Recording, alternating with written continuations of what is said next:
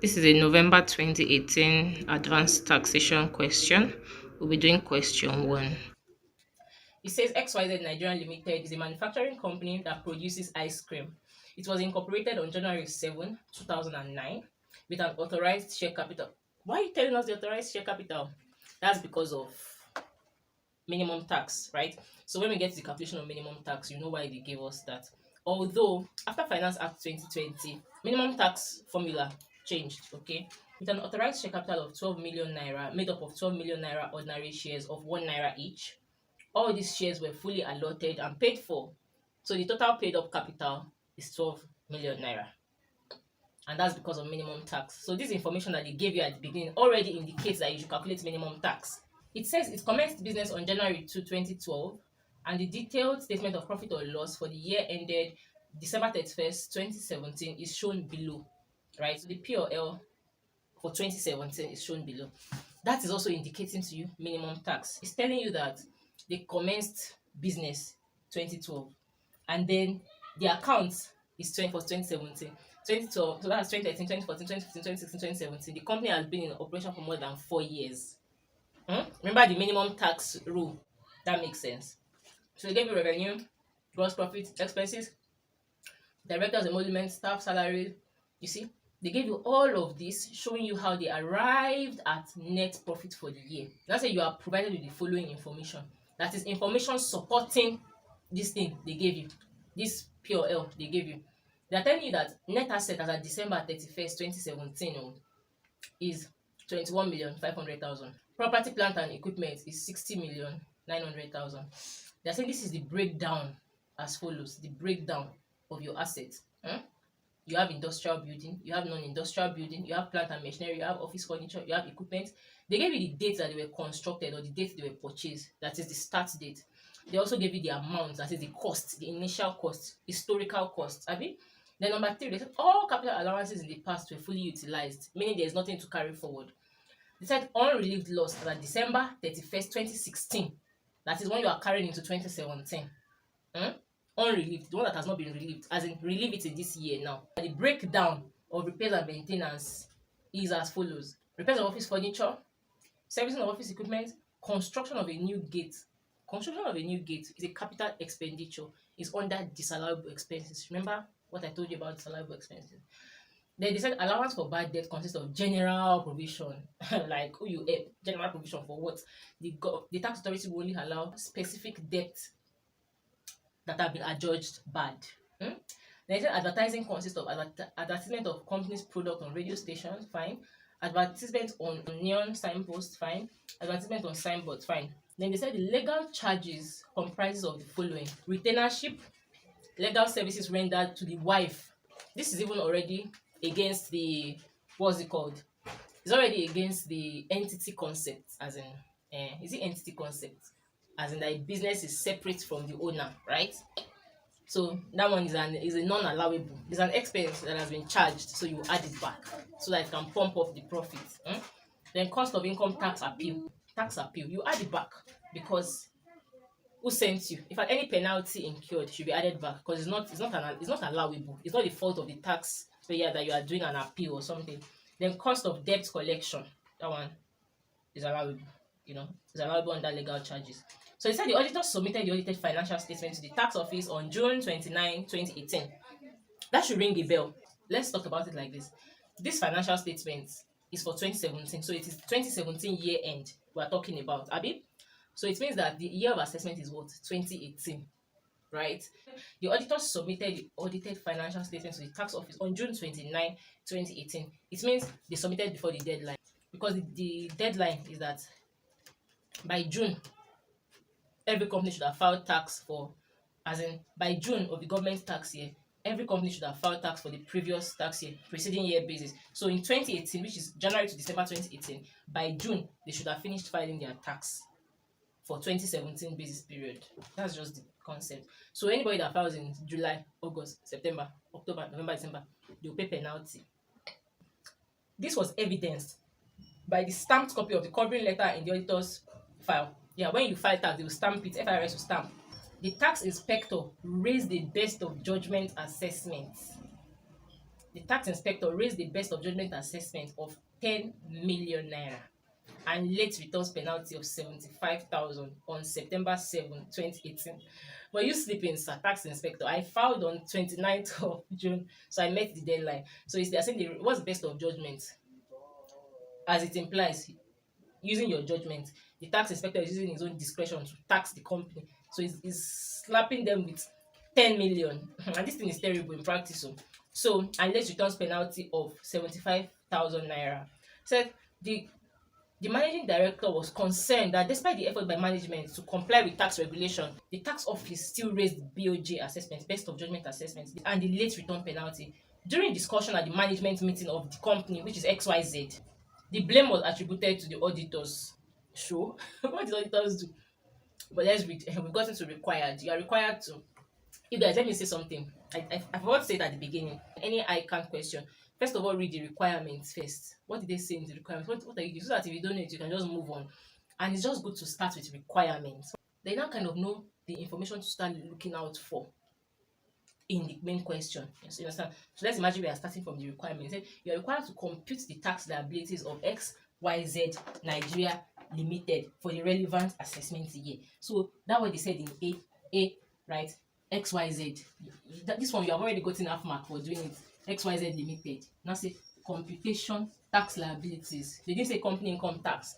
Tax liabilities can be company income tax, it can be EDT, it can be withholding tax.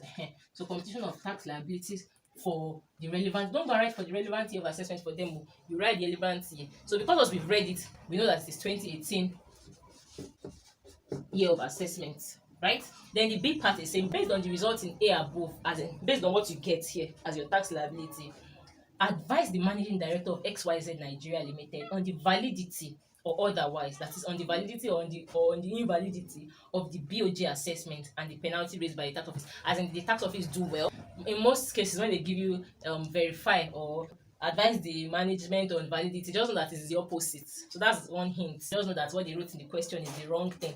So I can already say that the tax authorities are wrong, right? Because we filed from the normal date. The answer is in the question, so let's solve. So we have computation of tax liability for 2018 year of assessment. I don't know if this mic is on. So based on the format, you know that you're going to start with profits, yeah? Profits as per account, which they gave you in the question. Then you now start to add back. You're following the format, add back disallowable expenses, right? You're adding it back. So in that place where they said other information, check your question. There are some disallowable expenses there.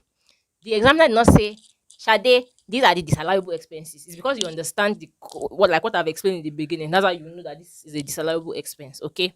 So let's start deducting our disallowable expenses. The first thing is depreciation. You know, depreciation is disallowable, right? So you start depreciation. 2 million, 2,700,000, right?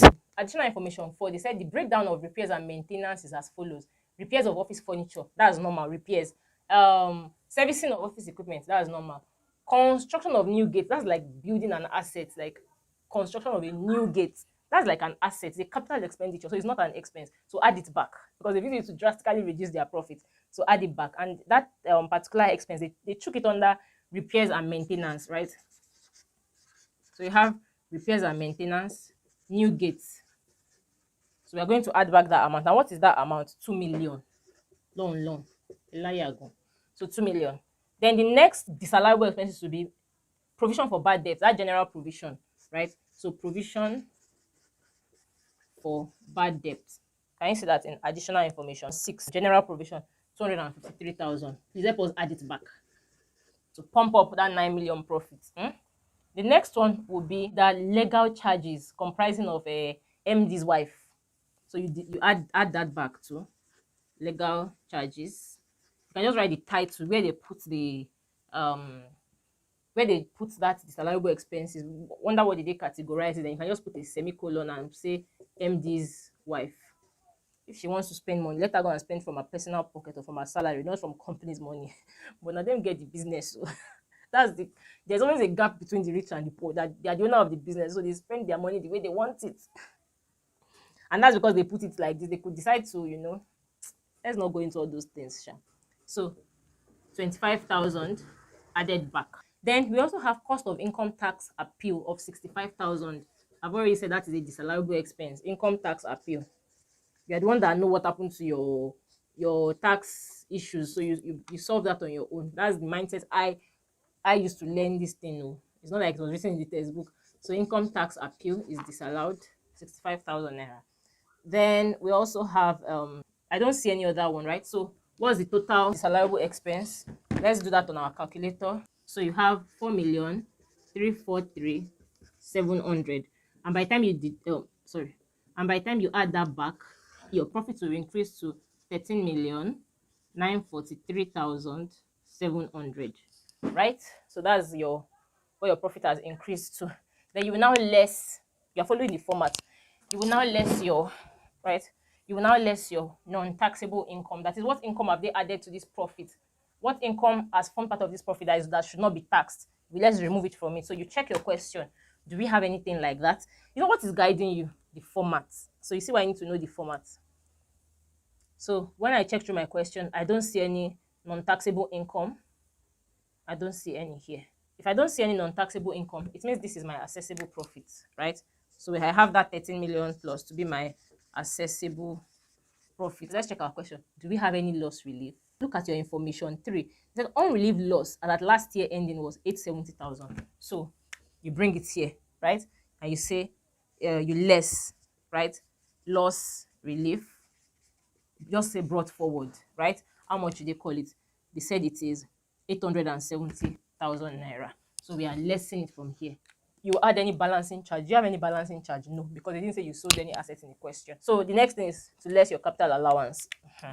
So less capital allowance. So this, you are going to call this a working, right? Workings 1, because you're going to go and solve it. They didn't give it to you straight up in the question. How do you know they didn't give it to you straight? Because they are giving you the cost of the assets and all of that. So we're going to go and calculate capital allowance. Then after your capital allowance, you know that by the time you less capital allowance, you have your total profits, right? Or taxable profits. You have your total profits. Then from there, can we still see? I don't know if this is showing.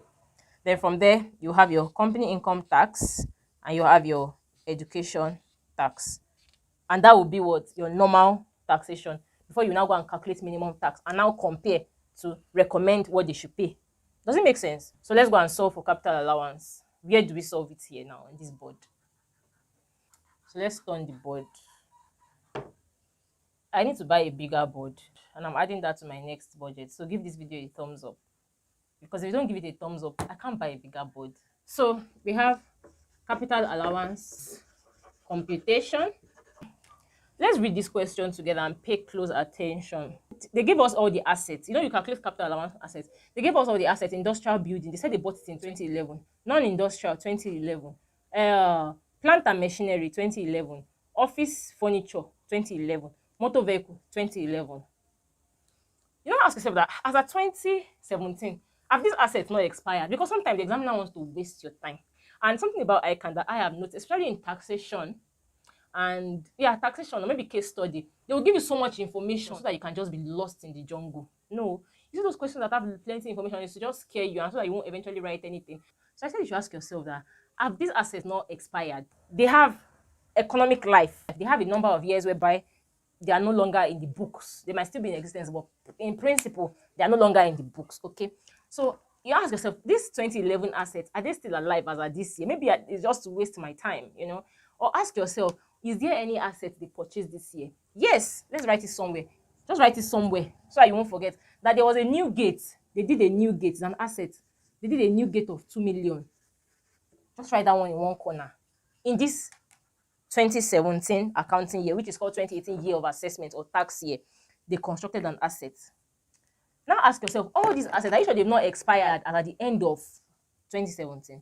You now go and check their years, their economic years. They always give you that information in the question, that initial allowance and annual allowance. Okay, let me say capital allowance consists of initial allowance and annual allowance and investment allowance and sometimes balancing allowance. You understand? So in when they buy an asset, they'll give you an initial allowance. Then they'll be giving you annual allowance, what we in accounting charge as depreciation. The tax authorities call it initial allowance and annual allowance. So initial allowance is given once at the beginning of when you bought the asset.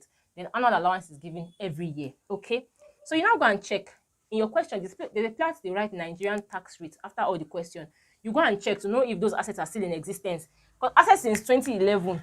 Do you want me to be calculating capital allowance for 6 years to now know what is applicable in 2011? Maybe it is not even in existence again. So the first asset is industrial building, and they said industrial building here. Sorry for the noise of the dog. Industrial building is 1510. So let me just write it somewhere here, right? Industrial building. They said it is 1510. 1510 here means initial allowance and annual allowance. So please, if you are giving an asset an annual allowance of 10% per annum, how long will you give that asset of 10%? That's 10 years. Because somebody collect 10% this year, 10% next year, it has become 20%. 10% next year, it has become 3 years. 10%, it has become 40%. That's 4 years. So how to know is to just say 100%. So how to know is to just say 100% divided by your annual allowance rate, which is 10% here, and you get 10 years. So this 10 years means this one is still in existence. Why is it still in existence? It's not going to take you this long to think about an exam model. Think it fast. So why is this one still in existence? It is still in existence because it was bought in 2011, right? Which is 2012 year of assessment. That's when you will claim it now. So 2012, 2013, 2014, 2015, 2016, 2017, and 2018 year of assessment. So we are about to claim the 7th year, right? So this asset is still in its year 7. So this asset is still in its year 7. We're about to just claim the 7th year. Then they gave us another asset again. They called it non-industrial building. They said it was also bought in 2011. The rate of non-industrial building, any building, is also 1510, right? It means it is 10 years. That's the economic life in the books.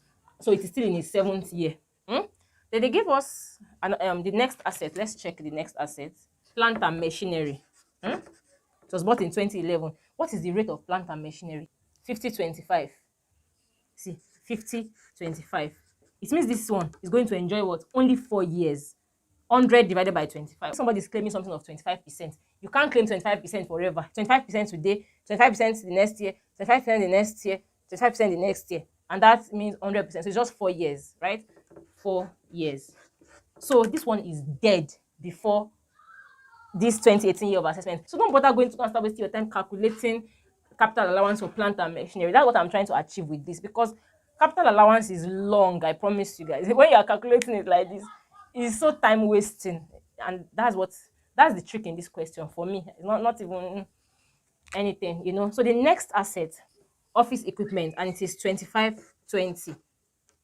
So this one is 5 years. And it's already done, right? Because you've already claimed 2012 year of assessment, 2013, 2014, 2015, and 2016. 5 years. Between this and this, you have up to 9. 2012 year of assessment, 2013, 14, 15, 16, 17, 18. So we have 7, actually. 7. And so in 5th, it has been claimed, right? So these are the only 2. Let's go to the next one and know. The next asset here, which is the last one, is motor vehicle, is 50-25. 4 years. So it has expired. So it's just building. Industrial and non-industrial. That's how we would have been calculating for this one. Right? So it makes sense that we did this to eliminate this. This is just long because I'm explaining. Normally, you just know by looking at it, Okay? So let us now calculate capital allowance for just these 2. So now let's compute the capital allowance. So the way to compute the capital allowance is to just apply the rate on the costs, right?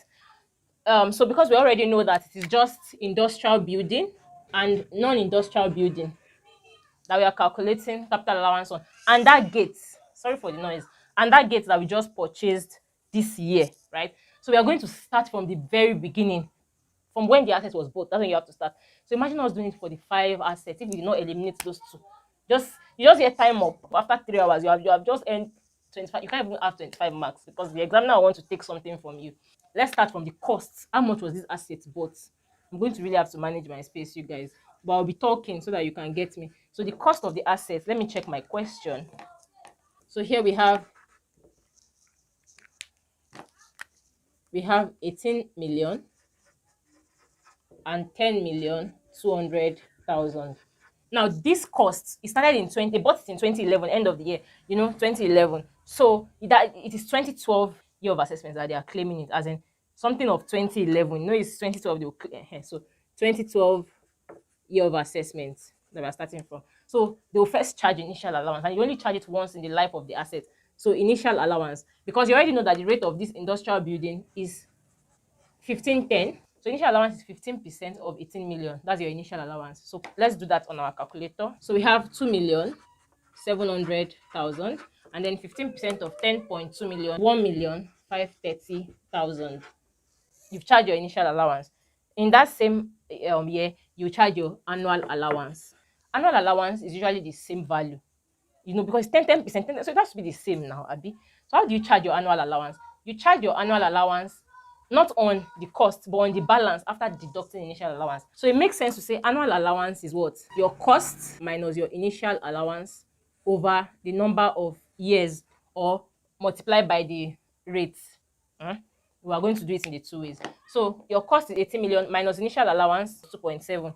So I'll just do 18 minus 2.7. I don't write all those long zeros, waste of time. So we have 15.3. That's 15,300,000. So annual allowance will be 10% of this, or you divide by 10, you still get the same thing. So divide by 10 because it's 10 years old. If it's 25%, divide by 4, or say 25% of that figure. So the base for calculating annual allowance here is 15,300,000. So just do 10% of it. So times 0.1, that will give us 1.53. So that's 1,530,000. And you do for this one too, your annual allowance. Let's do that. 10.2 minus 1.53 is equal to 8,670,000. Then you do 10%, or you divide by 10. So you write that there, 867,000. It means that in this 2012 year of assessment, you have charged all the allowance that the company is supposed to get, right? So there will be a balance, and it's called a tax written down value. After giving all these allowances, you have your tax written down value, right? That tax written down value is just like cost, because it's going to be the base for calculating. You won't calculate initial allowance the next year. That will be the base for continuing to calculate your annual allowance in 2013. The next annual allowance for the rest of the relevant years for the capital allowance. So you have your tax written down value. So what's the balance? 13,777,803,000. Okay, this is just the first year. We are still going to 7 years because they're in their seventh year. So we are going to go to the next one after this. It's even better. Imagine it was 5. The next one will be what? 2013 year of assessment. Does that make sense? 2013 year of assessment. And what are you calculating? Just annual allowance. And you have gotten your annual allowance here to be what? 1.53 and 867,000. So just deduct 1,530,000 and what? 867,000 for this, right? So what is going to be your tax written down value at the end of 2013? 12,240,000. And for this, it is going to be 6,936,000. Then the next that you go to will be 2014, right? 2014 year of assessment. Does that make sense? It does make sense. So this is year 1, year 2, year 3. Don't forget that we are still going to the 7th year, the 7th tax year, which we are now. Let me explain this thing again, because I don't want to keep deducting. Just keep deducting this figure until you get to 2018 year of assessment. We have eliminated the assets that have completed their useful life before the year of assessment that we are concerned about now. And it just remains industrial building and non-industrial building. So because industrial building and non-industrial building, and these two assets, they are in their 7th year. They are in their 7th economic year, in their 7th useful life, right? And how do we know that? Because we know that there is 10 years that is on this asset normally, and we know that they were bought in 2011. That is, they've claimed 2012 year of assessment, 2013 year of assessment, 2014 year of assessment, 3 years, 2015 year of assessment, 2016 year of assessment, 2017 year of assessment, now 2018 year of assessment. They are in their 7th year of claim. So you keep doing this thing until you keep deducting annual allowance, until you get to 2018 year of assessment. And there will be a tax written down value from 2017 year of assessment based on my own computation in my notes the tax written down value at the end of 2017. I don't want to just keep writing it, that's why I'm doing this. Is 6,120,000. Okay, that's my tax written down value. And for non-industrial building is 3,468,000. It's getting dark here because I've actually gone on break, gone to eat, and come back to continue filming this video. But you guys will not know because it's edited. So this is tax return value. Now let's now do 2018 year of assessment, which you are interested in. You can't just do it like in exam. You have to do it step by step. Keep deducting annual allowance till you get this value, till this one reduces to this. Makes sense. Now, in that 2018, ask yourself, did we buy any assets? Remember the new gate, that new gate construction, right? It is a new asset. Is it industrial or non-industrial? They didn't specify, but me, I would say it's non-industrial because they just said it's a new gate for the building. So maybe it's the new gate of the office or the new gate of the main company. They didn't say the new gate of the factory or the warehouse. So that's what me I would think is industrial. So that new asset they bought. This is the tax return value from 2017, right? So this is like the opening balance of the asset. Then the new gate. Sorry, let me change my marker. The new gate they bought. So you write it there, 2 million naira. This is a new gate. This is its own first year of assessment. So it must take initial allowance. Yes or no? Yes, it has to take initial allowance. So this is the new gate. So this new gate, you will charge initial allowance on the new gate, and you will charge annual allowance on these ones normally, right? So you will charge annual allowance on this industrial building and non-industrial building. Then you would also charge initial allowance on this new gate and also charge annual allowance on these new gates. So instead of us doing all this table, let's just write it here. Capital allowance for 2018 year of assessment. All these ones are not relevant to this year. So it's just what is relevant. Annual allowance of this, which we know 1,530,000. Then annual allowance on non-industrial building, which we know to be 867,000. Then initial allowance on this one, which is 15% of this. So do 15% of 2 million. That's 0.15 times 2. That's 300,000.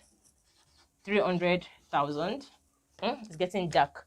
Then also charge the annual allowance. And now that says charge annual allowance, say the cost of the assets, which is 2 million, minus what was your initial allowance that you have already charged. Remove initial allowance.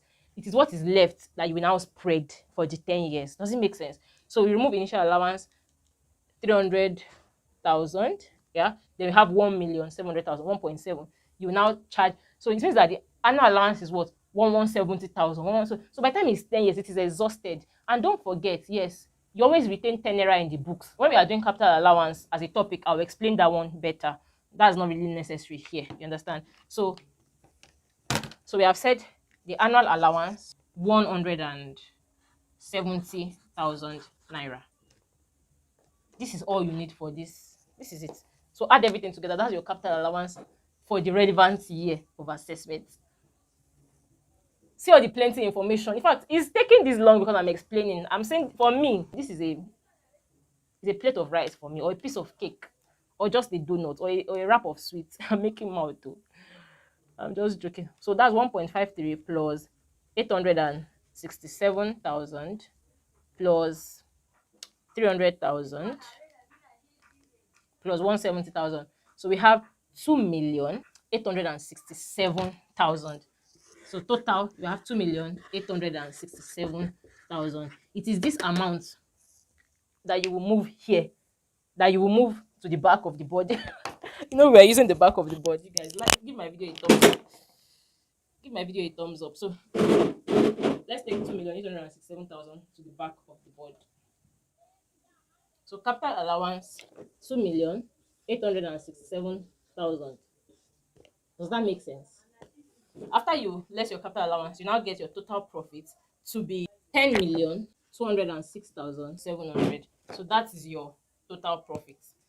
Then you can now calculate your company income tax. So what is the rate for calculating company income tax? Ask yourself, is the turnover, sorry, my mic has detached. Ask yourself, is the turnover more than 100 million? Is it less than 25 million? Here, the turnover is more than 100 million. So it's 30%, right? Yeah, 30%. But also look at the year, because this one is not following 2020 Finance Act. Do you understand? 2020 finance had not come at this time. But let's use 30%. You get my point? So we have 30% of 10 points of 10,206,700, 3,062,010 naira. And your education tax, which will be 2% of your assessable profit, 278,874. When you add these two together, that is your total tax liability. Okay. Now, nowhere in the requirements did they ask you to calculate minimum tax, but you will calculate it because of the information or the hints that they've given you. Does that make sense? So, what are we going to do now? We are going to calculate our minimum tax, right? We're going to calculate our minimum tax. Now, there's a formula for calculating minimum tax, but Finance Act 2020 has already changed, completely scrapped all of that. So, I'm going to teach you in the next video the minimum tax computation, how to compute minimum tax, the old method, and now the Finance Act 2020 method, right? So when we computed the minimum tax here, the value of minimum tax was 380,999. I'm going to show it in the next video. I just want to conclude this one. It's too long. 380,999. So this is the minimum that they should pay. But look at the company income tax, 3,062,010 naira. But the minimum is saying this is the minimum they should pay. So it means they will pay the higher, which is the company income tax. But if this one was just 50K, you say, but if this one was just 50K, that authority will say, what? 50K? No, you have to pay the minimum. As in, okay, you pay nothing at all, you must pay 380,999. But anyway, the tax computed was 3,062,000. It's raining heavily already. I don't know if you guys can hear me. So you have to just pay this 3,062,000. Okay. So let's click this video right here on how to calculate the minimum tax for this question. It's just like a continuation of this question. I just wanted to wrap up this one in the right way. Thank you so much for watching. Don't forget to subscribe and give my video a thumbs up.